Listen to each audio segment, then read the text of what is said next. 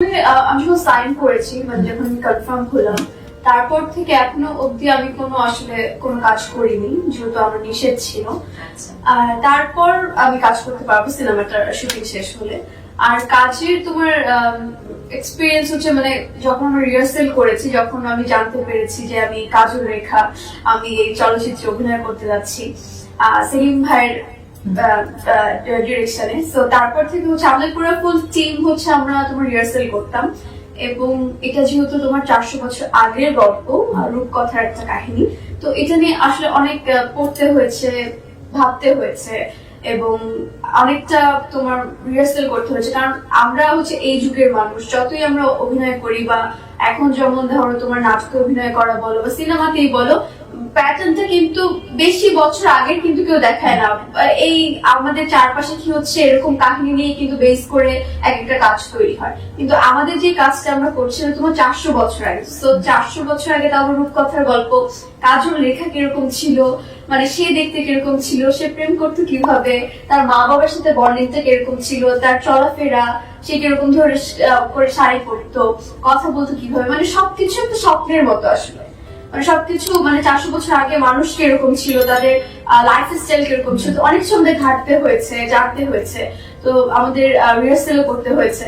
তো সবকিছু মিলে যখন আমি রিহার্সেল কমপ্লিট করে যখন আমাদের শুটিং স্টার্ট হয়, তো খুবই ভয় ছিলাম, কারণ যেহেতু সেলিম ভাই ডিরেকশনের প্রথম আমি কাজ করছি আর উনি তো আমার অনেক ফেভারিট। সো আমি যখন কাজ করতে গেছি আমি খুবই নার্ভাস ছিলাম, কারণ আমি জানতাম যে আমি যেহেতু আমি তো আগে তোমার যে অনেক অভিনয় করেছে এরকম না, খুব বেছে বেছে আমি ছোট ছোট ভালো কাজ করতাম।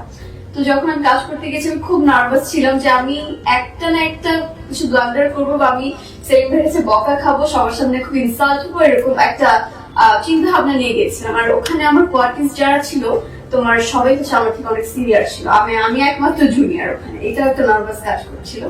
কিন্তু এই 2 মাসটা যে চলে গেল আর কিছুদিন বাকি, এখনো পর্যন্ত মানে আমার কাছে মনে হয় যে আমি খুব নাইস ভাবে আর কি অভিনয়টা করেছি। কেন বলছি, কারণ আমার সেলিম ভাই আমাকে এখনো পর্যন্ত বকা দেয় এবং আমি যতটুকু যা করেছি সে বেশি একটা কথা বলে না, শুধু বলতো যে যা করেছিস ভালো করেছিস, ঠিক আছে, দ্যাটস ইট।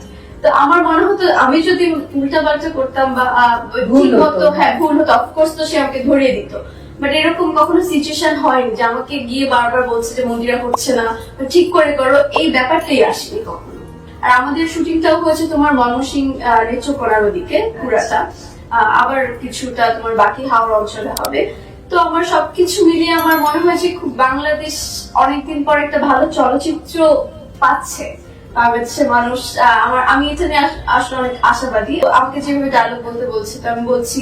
সো তারপর এমন একটা টাইম ওরা যখন আমাকে বললো যে আমাকে নিতে চাইবে এরকম কিছু, তো ওই মোমেন্টে আমার এক্সাম চলে এসেছিল। তো আমি সবকিছু মিলে এইদিকে আমার ফাইনাল এক্সাম, এইদিকে ওরা ফিল্মের প্ল্যান করছে যে মাসে, তো সবকিছু মিলে আমার ওটা হয়নি। তো তখন আমার সেলিম ভাইয়ের সাথে প্রথম দেখা, তো তারপর তো করা হয়নি, তো আমি তারপর হচ্ছে চলে আসা। কি এক্সাম ছিল তখন হচ্ছে আমি এইচএসসি এক্সাম। তো তারপর তো আর করা হয়নি। তার অনেকদিন পর যখন লকডাউন, তখন হচ্ছে আমি ফেসবুকে দেখি সেলিম ভাইয়ের প্রোফাইল আমার সামনে এসেছে, তো ওর সাথে আমার অ্যাডও ছিল না। তখন আমাকে অনেক রিকোয়েস্ট পাঠায়, তো রিকোয়েস্ট পাঠালে উনি আমাকে অনেকদিন পর হচ্ছে ইনবক্সে বলে, তুমি সেই মেয়েটা না অডিশনে এসেছিলে স্বপ্নজলে? তো বলছিলাম হ্যাঁ ভাইয়া আমি সেই মেয়েটা। তখন বলছে যে তারপর আবার অনেকদিন পর বলছে যে আমাদের একটা কাজ আছে ইউনিসেফের, তুমি কি এটা করতে চাও? ওরা তোমাকে ডাকছে, পছন্দ করেছে। তখন আবার অফিসে গিয়ে পছন্দ বললাম, দ্যাটস ফাইন, আমি এটা করতে পারবো।